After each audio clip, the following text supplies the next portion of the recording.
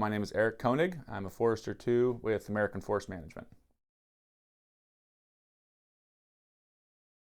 Foresters for American Forest Management, we do natural resource consulting in the forestry business.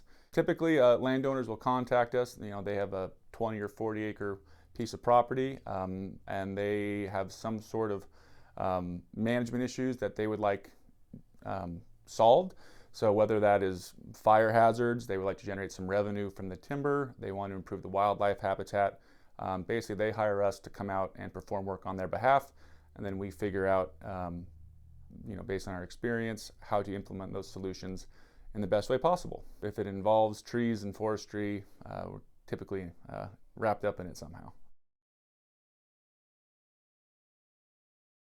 I mean, we're working on 30 to 45 different projects a month, different clients, doing new things every day, seeing a lot of areas and parts of the state and the country, honestly, that most people don't get to see.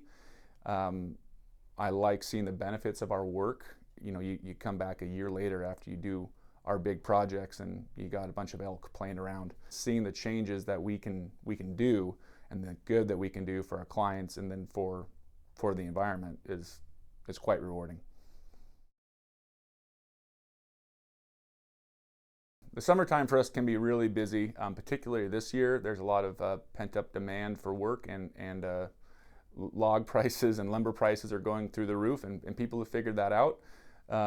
So we're doing a lot of harvesting, and folks also have had the opportunity to literally sit in their backyard and their home and look out at their property and notice, wow, there's a lot of work that needs to be done. So it's particularly busy for us this year. That coupled with all the recent fire activity, people have really started to take ownership of their own land, and they're realizing that they need to be proactive and complete some treatments on their own. Wildfires aren't just up in the mountains way up on national forest land anymore. They're happening very close to homes, and people are realizing that. So that's why we're extremely busy, more so than normal, which is a very good problem to have. If I was a high school student looking to get into forestry, many schools throughout the state do have opportunities through the farm forestry program or the 4-H clubs that basically will allow you to do introductory forestry, whether that's measuring tree heights or conducting fixed plot sampling to do some inventories of the trees out there. There's basic skills that you can learn through some of these clubs throughout the state. So there's also typically some environmental science classes that are offered. I took an AP environmental science class my senior year of high school, and that was another thing that started to open my eyes to this line of work.